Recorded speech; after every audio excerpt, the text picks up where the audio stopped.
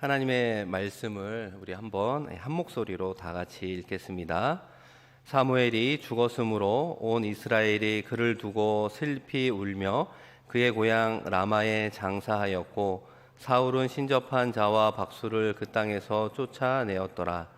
블레셋 사람들이 모여 수넴에 이르러 진 침에 사울이 온 이스라엘을 모아 길보아에 진 쳤더니 사울이 블레셋 사람들의 군대를 보고 두려워서 그의 마음이 크게 떨린지라.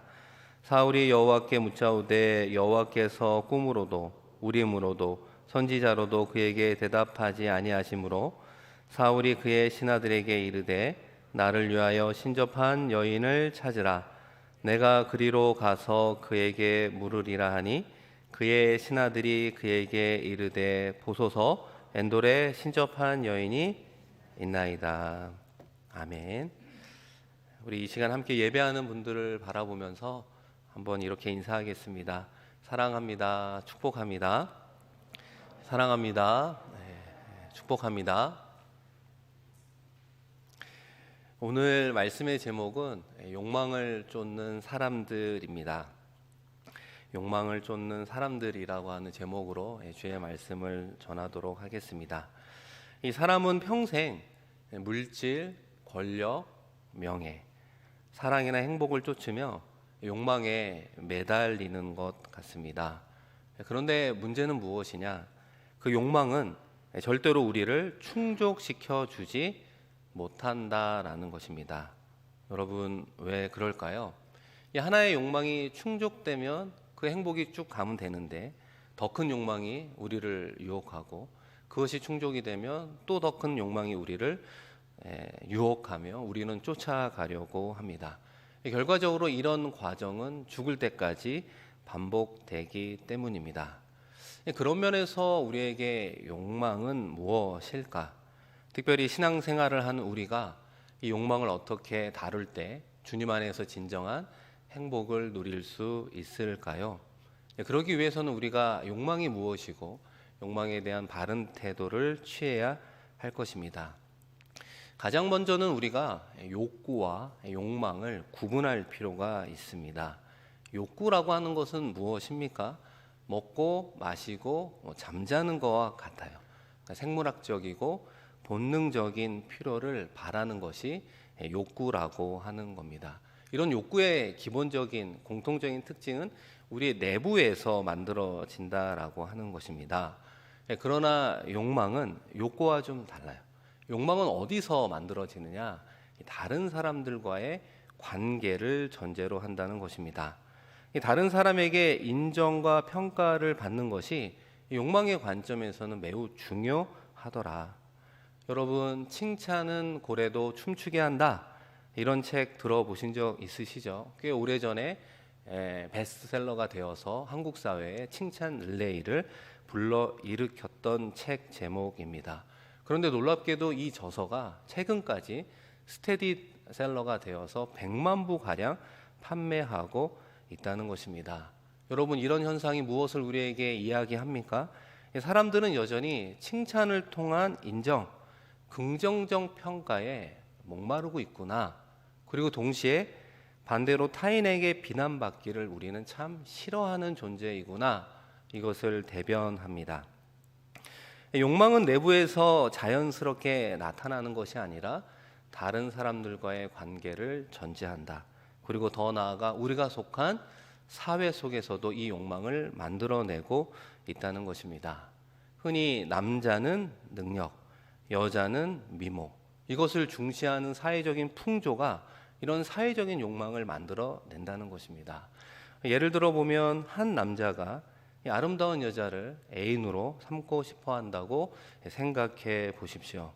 이 남자의 심리를 좀 분석해 보면 이렇다는 거예요. 물론 이 남자가 이 아름다운 여자 자체를 좋아할 수도 있지만 사실 자신이 예쁜 여자와 함께 한다는 것을 남이 인정해 주기를 바라는 욕망이 있다는 것입니다. 그런데 우리는 그 사회적 욕망이 마치 자기의 욕망인 것처럼 착각하고 있다는 것입니다. 우리의 자녀의 문제는 어떻습니까? 동일하게도 사회적인 욕망이 쉽게 작동하고 있습니다. 여러분의 자녀들이 잘 되기를 다 바라고 있으시잖아요. 특별히 왜 좋은 학교에 진학하기를 원합니까? 왜 특별히 좋은 직장에 취업하기를 원하고 있습니까? 공통적으로 이 사회에서 성공할 수 있기 때문에 그렇다는 것입니다. 또 부모와 자녀의 관계는 어떻습니까? 이 자녀들의 성공을 바라는 부모의 마음 가운데에는 혹시라도 자녀들이 부모가 이루지 못한 것을 대신 이루어 줄 수 있는 이 부모의 대리만족을 바라는 욕망이 있지 않습니까? 혹시라도 부모의 자랑으로 여기려고 하는 그 욕망이 우리 안에 있다는 것입니다. 그럼에도 불구하고 우리가 성공해도 행복감이 그렇게 지속되지 않더라. 여러분의 성공의 역사를 오늘 말씀을 들으면서 한번 살펴보시면 좋겠습니다. 여러분이 어떤 일에, 어떤 프로젝트에 성공을 거두었습니다. 그런데 그 행복감이 얼마나 오랫동안 지속이 되었습니까? 오래가지 못하더라. 하나의 욕망이 충족되면 앞서 말씀드린 것처럼 또 다른 새로운 욕망이 생기기 때문에 결국 인간은 영원히 불만의 상태로 남게 되는 것입니다. 그런 의미에서 욕망을 쫓는 삶에 평안이 있는 것이 아니라 주님 안에 거하는 삶이 평안이 있는 것입니다. 오늘은 욕망의 관점에서 사울 왕에 대한 이야기를 함께 나누어 보려고 합니다. 요즘 우리 매일 성경의 본문이 사무엘상인 거 아시죠? 사무엘상을 쭉 살펴보고 있습니다. 사울이 어떻게 왕이 되었는지, 어떤 왕으로서 살아갔는지, 다윗은 그 가운데 어떤 고생을 하고 있는지, 그리고 또 다윗과 요나단의 우정은 어떻게 되고 있는지가 우리가 매일 성경을 통해서 쭉 살펴보고 있습니다. 그런 배경 속에서 한번 이렇게 생각해 보면 좋겠습니다. 여러분, 이스라엘 백성들이 왜 왕을 요구했을까요? 여러분 혹시 그 이유를 알고 계십니까? 그 당시에는 블레셋이 이스라엘을 자꾸 괴롭힌 거예요. 이스라엘 자꾸 괴롭히다 보니까 이스라엘 백성들도 참 어려운 그런 상황 가운데 블레셋과의 전쟁이 꾸준히 일어나고 있지 않았습니까? 그럴 때 이런 요구를 하게 되었던 거예요. 여러분 사무엘상 8장 5절인데 이 한번 말씀을 같이 한번 읽어보겠습니다. 그에게 이르되 보소서 당신은 늙고 당신의 아들들은 당신의 행위를 따르지 아니하니 모든 나라와 같이 우리에게 왕을 세워 우리를 다스리게 하소서 한지라. 여러분 익히 보았던 들었던 말씀입니다. 욕망의 관점에서 바라본다면 어떤 부분이 백성들의 욕망을 투여하고 있습니까? 모든 나라와 같이 우리에게 왕을 세워. 모든 나라와 같이 우리에게 왕을 세워 주소서라고 하는 그 요구에는 백성들의 욕망이 표현되고 있다는 것입니다. 사무엘 선지자, 다른 나라는 다 왕이 있는데 왜 우리는 왕이 없어? 우리를 다스리는 왕을 세워줘. 이렇게 압력을 가하게 되었던 겁니다. 결과적으로 백성들의 욕망은 이스라엘의 왕, 보이는 왕을 요구한 것입니다. 그리고 동시에 하나님의 통치를 벗어나고 싶다는 거예요. 결과적으로 이스라엘 백성들의 욕망은 진정한 왕이신 하나님을 버린 결과가 되고 말았습니다. 그런 상황 속에서 이스라엘의 초대 왕으로 뽑힌 사울 왕은 왕으로서의 그 권력을 어떻게 사용하고 있습니까? 블레셋과의 대치 가운데 전쟁이 발발하게 되었습니다. 거대한 블레셋 군대가 모이게 되자 백성들은 불안해하고 동요하기 시작을 했습니다. 그런데 이스라엘 백성들은 전통적으로 전쟁하기 전에 하나님께 예배하며 나아갑니다. 그럴 때 그 전쟁이 거룩한 전쟁, 성전이 되는 것 아니겠습니까? 그런데 문제는 무엇이냐? 그 제사를 집행할 수 있는 유일한 선지자 사무엘이 오지 않았다라고 하는 거예요. 그가 약속한 시간 안에 오지 않자 백성들은 동요하게 되고 사울 왕의 마음도 불안해하고 급해지기 시작을 했습니다. 그래서 우리가 알고 있는 것처럼 조급해진 사울 왕은 스스로 제사장 직분을 취하여 제사를 진행하고 말았습니다. 생각해보면 사울은 왕으로서 백성들을 다스릴 권력을 받은 것은 사실입니다. 그러나 사울의 왕직은 다른 나라의 왕직과는 다르다라고 하는 거예요. 왕으로서 이스라엘의 안녕과 복지를 지켜주는 것은 필요하죠. 그러나 동시에 하나님의 나라로서의 임무를 수행할 책임 또한 수반되었다라고 하는 것입니다. 다시 말하면 제사를 드릴 때에는 사울이 비록 왕이라는 최고의 권력을 가진 사람이라 할지라도 이 하나님의 교통을 의식하고 율법의 규례대로, 그러니까 쉽게 말하면 하나님의 법대로 드려야 했던 것입니다. 그러나 사울 왕은 그 권력을 유지하려는 욕망에서 하나님의 법을 어기면서까지 자기의 목적을 성취하려 했습니다. 그 권력의 욕망은 사울 왕이 하나님의 통치를 거부하는 백성들과 동일한 행위로 나타났던 것입니다. 그런데 요즘 여러분 무엇이 문제일까요? 살다 보면 한 번은 실수할 수 있는 것 아니겠습니까? 그러니까 사무엘이 이런 사울 왕의 망령된 행동을 지적합니다. 사울 왕이 왕이지만 이것은 잘못했습니다. 그래서 하나님께서는 이 제약으로 말미암아 사울 왕의 왕위를 무너뜨릴 것입니다. 예언까지 하게 되었습니다. 그렇다면 이런 권고를 받은 사울 왕이 좀 더 겸손하게 하나님의 법 안에 머무는 삶을 살았으면 좋았을 텐데 그런 경고를 듣지 않고 귀등으로 여기며 계속해서 하나님의 법을 어기게 되었습니다. 여러분, 그 다음 사건이 무엇입니까? 아말렉과의 전쟁이고 하나님께서는 그 아말렉을 다 죽여라, 아말렉의 왕 아각과 모든 가축을 죽이라고 명령을 했습니다. 그런데 나중에 알고 보니까 아각 왕도 살려주었고 좋은 가축도 살려주었습니다. 특별히 좋은 가축은 왜 살려두었느냐 이렇게 이야기하니까 하나님께 좋은 것으로 제사하기 위함이라는 변명을 했습니다. 그러자 사무엘이 그 유명한 말을 하잖아요. 무슨 말을 합니까? 순종이 무엇보다 낫다고요? 제사보다 낫다라는 이야기를 합니다.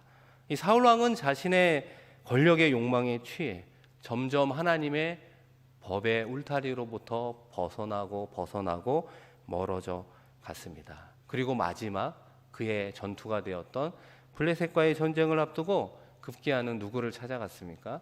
신접한 여인을 찾게 되더라. 여러분, 오늘 함께 읽었던 7절 말씀인데요. 우리 한번 같이 읽겠습니다. 사울이 그의 신하들에게 이르되 나를 위하여 신접한 여인을 찾으라. 내가 그리로 가서 그에게 물으리라 하니 그의 신하들이 그에게 이르되 보소서 엔돌에 신접한 여인이 있나이다. 다급해진 사울 왕은 하나님이 아니라 결과적으로 신접한 여인을 찾았습니다.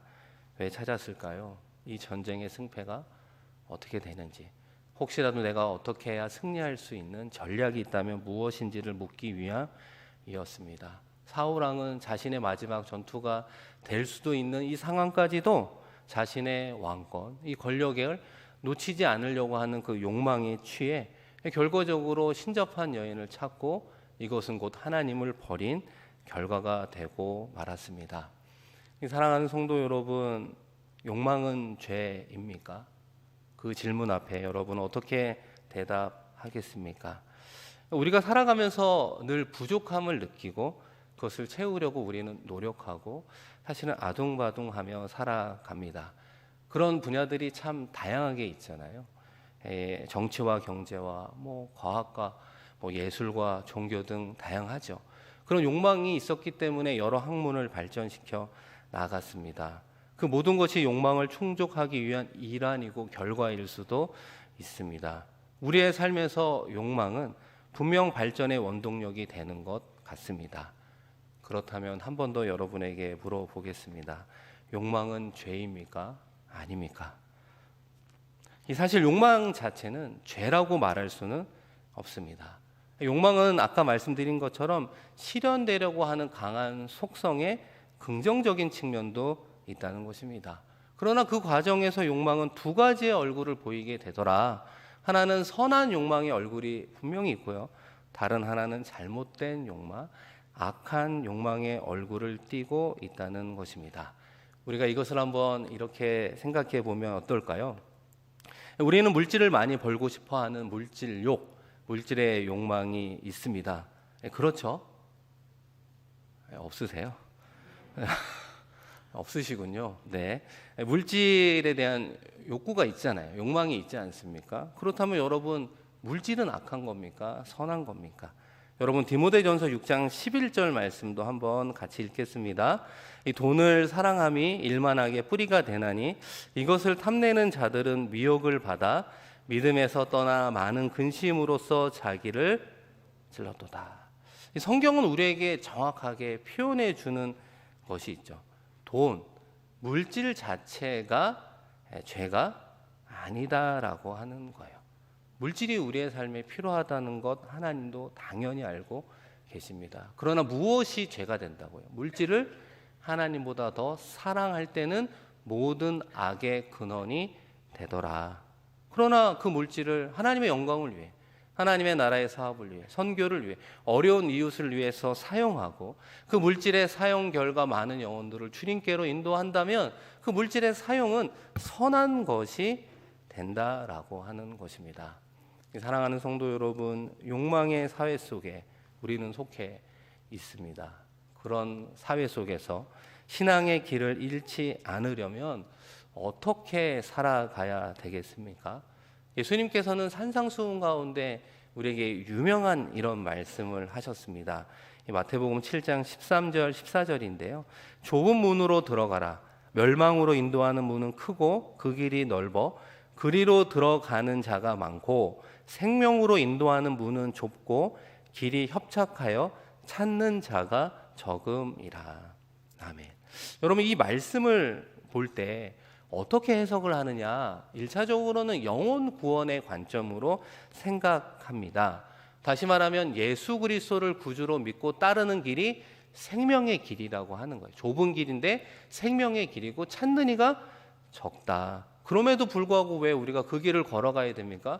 예수 그리스도가 우리의 구주이기 때문에 그 불변의 진리를 수호하고 찾아가는 그 길은 좁은 길이고 생명의 길이고 찾는 이가 없다. 우리는 보통 이렇게 받아들이고 있습니다. 이것이 틀렸다는 것이 아니라 이것을 좀 더 확대해 보면 어떨까? 이 구원이라고 하는 것이 죽어서 천국에 가는 어떤 영혼의 구원으로만 생각할 것이 아니라 구원받은 우리가 이 땅 가운데 살아가는 우리의 인생을 구원하는 우리의 전인적 구원의 관점으로 생각해 본다면 우리는 인생 가운데 좁은 길을 걸어간다는 것은 어떤 의미가 있을까? 그것은 우리 자기 자신을 정확하게 아는 것이 중요합니다. 그래서 나를 알고 내가 걸어가야 되는 나만의 길을 찾아가는 것이 중요하다는 거예요. 그런데 우리는 욕망의 사회 속에서 이 사회가 부여한 성공의 기준을 쫓아가려는 경향이 있다는 것입니다. 이해가 좀 잘 안 되시죠? 쉽게 말하면 이런 겁니다. 자기가 요리의 소질이 있어요. 그러면 사실 어느 길을 걸어가면 될까요? 요리사의 길을 걸어가면 된다는 거예요. 쉽게 말을 해서. 그런데 우리 한국 사회는 자꾸 어느 곳을 가라고 하냐면 좋은 대학을 가라는 거예요. 법학을 전공해 보라는 거예요. 경영학을 전공해 보라는 거예요. IT를 전공해 보라는 거예요. 반도체를 전공해 보라고 하는 겁니다. 다른 공부를 많이 하라고 이야기하는 거예요. 왜 그렇게 이야기하느냐? 그래야 세상에서 성공할 수 있기 때문이라고 이야기하면서 우리 자신과 우리 자녀들에게 맞지 않는 옷을 걸치게 하고 있다는 것입니다. 많은 사람들이 사회가 만들어낸 그 성공의 넓은 길을 가라고 이야기하는 거예요. 그래야만 성공할 수 있다고, 그래야만 편하게 살 수 있다는 그 세상의 욕망이 우리를 자극하고 우리의 자녀들을 그 길로 몰아가고 있지는 않습니까? 그렇다면 우리의 인생의 좁은 길은 무엇일까 생각해 보면 하나님께서 우리를 부르신 그 부르심과 그 사명을 따라가는 길이라고 생각합니다. 제가 끊임없이 이야기하는 하나님의 부르심이 무엇이냐, 하나님이 그 부르심 가운데 맡겨주신 사명이 무엇인가, 그거를 끊임없이 찾는 삶을 살아야 되는 것입니다. 그것이 사람마다 다를 수 있고 그것을 찾았다면 그 길을 걸어가는 믿음의 응답이, 믿음의 행보가 바로 좁은 길을 걸어가는 것이라고 하는 거예요. 생명의 길을 걸어간다는 길은 바로 그런 길이라고 하는 것입니다. 그런데 많은 사람이 그 길을 걸어가지 않더라. 그런 면에서 예수의 욕망은 사람들의 권력의 욕망과 혹은 명예욕과 사뭇 다르다는 것을 생각하셔야 됩니다. 예수님의 제자 야고보와 요한의 어머니가 예수님에게 찾아왔습니다. 우리가 아는 이야기를 하죠. 주님, 주님의 나라가 이 땅 가운데 임하거든 아들 중에 한 명은 오른편에, 아들 중에 한 명은 왼편에 앉게 해 주십시오. 부탁했습니다. 옛날이나 지금이나 엄마의 치마 바람은 있는 것 같죠. 그러니까 예수님이 뭐라고 이야기합니까? 크고자 하는 사람은 남을 섬기는 사람이 되고 으뜸이 되고자 하는 사람은 모든 사람의 종이 되어야 한다고 질타했습니다. 더 나아가 모든 제자들에게 어떻게 이야기를 합니까? 높고자 하는 자는 낮아지고 낮아지려고 하는 자는 높아진다는 세상의 통념과 반대되는 말씀을 해 주셨다라고 하는 거예요. 여러분, 예수님은 세상의 성공 자체를 부정한다고 저는 생각하지 않습니다. 그러나 세상에서 말하는 성공의 방식을 부정하고 있다는 것입니다. 세상의 성공을 꿈꾸는 것 자체가 나쁘다는 것이 아니라 그 과정에서 스멀스멀 올라오는 우리의 욕망이 과연 선한 것이냐 아니면 악한 것이냐 곰곰이 따져보라 말씀하는 겁니다. 이 부분을 프란시스 베이컨이 이렇게 설명합니다. 여러분 한번 화면에 보시면 육체의 욕망, 교만, 욕심은 인간이 가지고 있는 세 가지 악덕이다. 이것 때문에 갖가지 불행이 인류의 어깨를 짓누른다. 욕망 자체가 잘못이라는 것이 아니라 잘못된 욕망, 다시 말하면 육체의 욕망, 육적인 욕망을 추구하는 것이 위험하다라고 하는 거예요. 그런데 왜 유명하느냐? 중독성이 강하다는 거예요. 그래서 파멸이 되어야 끝나게 되더라. 생각해 보면 사울 왕이 권력에 대한 그 육적인 욕망이 언제 멈추었습니까? 그가 죽었을 때 그 욕망이 멈추게 되었던 것입니다. 이 동일한 관점에서 사울 왕의 비극의 메시지가 우리에게 무엇을 말해주고 있습니까? 사울 왕을 이렇게 평가하고 있는데요. 역대상 10장 13절 우리 한번 같이 읽어보겠습니다. 사울이 죽은 것은 여호와께 범죄하였기 때문이라. 그가 여호와의 말씀을 지키지 아니하고 또 신접한 자에게 가르치기를 청하고. 이 성경은 사울의 인생을 어떻게 보면 짧게 그렇지만 최종적으로 평가하더라. 우리의 인생도 하나님은 평가하실 것입니다. 이 사울의 평가의 내용이 어떻게 서술되고 있습니까? 여호와께 죄를 범했다. 이 죄를 범했다는 건 하나님의 법의 울타리를 벗어났다는 것이죠. 그런데 그 모습을 어떻게 부연 설명합니까?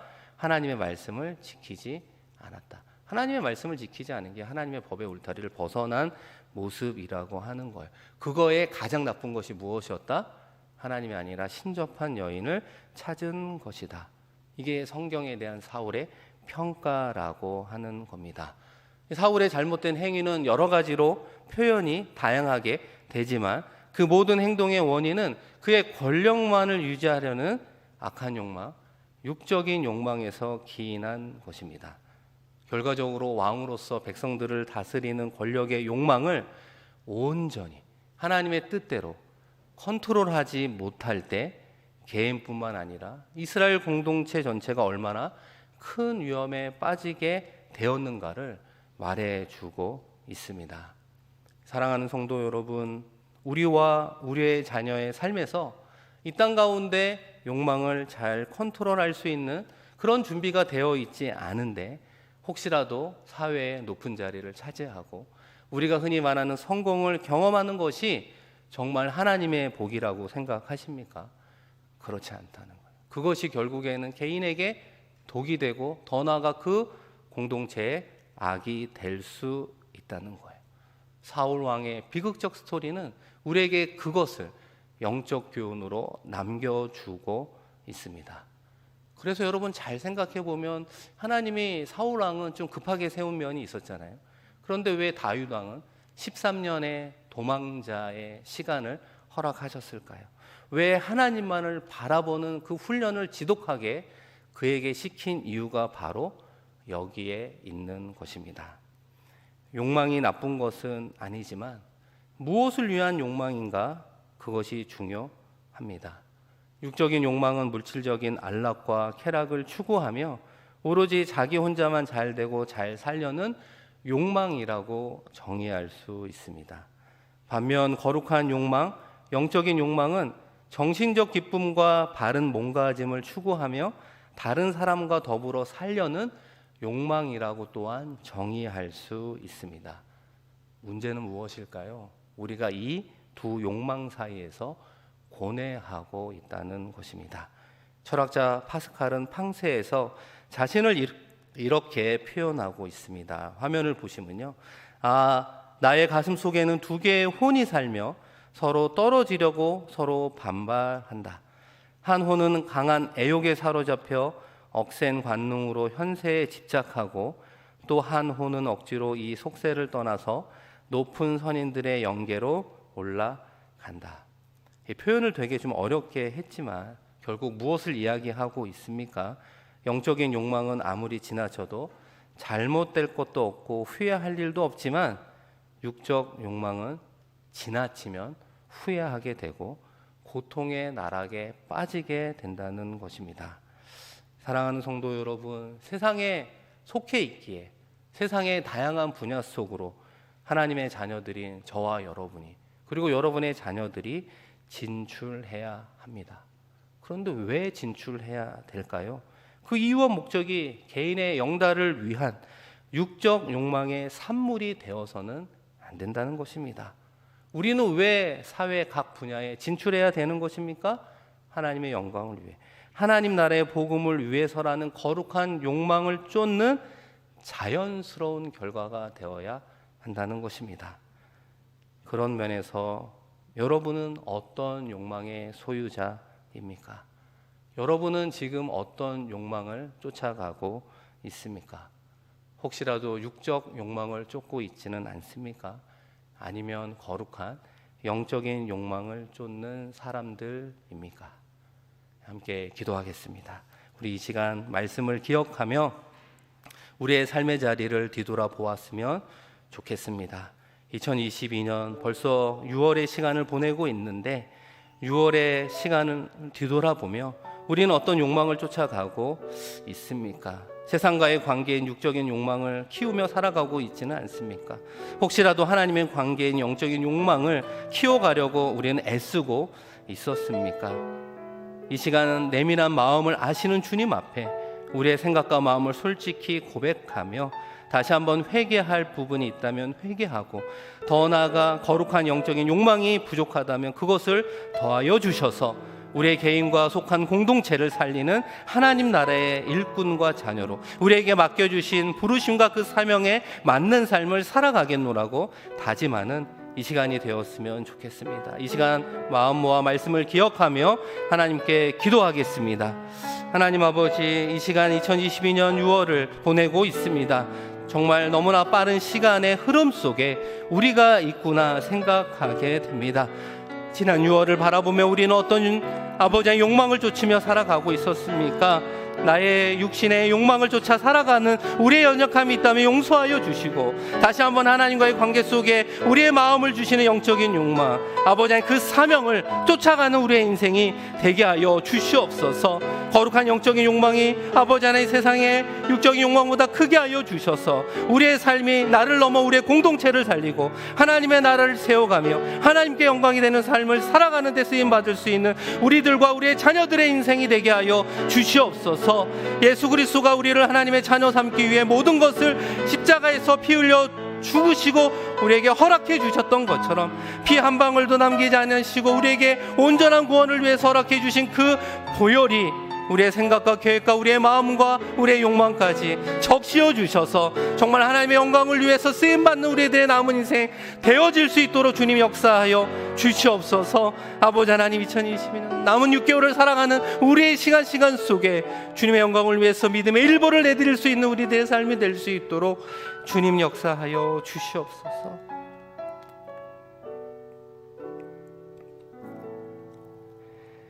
하나님 아버지, 하나님 앞에 나는 어떤 욕망의 소유자인가? 지난 6개월의 삶을 뒤돌아보며 어떤 욕망을 쫓고 있었는가? 다시 한번 말씀에 보며 우리의 삶을 평가하는 우리 모두가 되게 하여 주시옵소서. 우리의 마음속에는 육적인 욕망을, 때로는 영적인 욕망을 추구하고 싶은 마음속에 고민과 갈등과 아버지 하나님 어려운 가운데 있음을 고백합니다.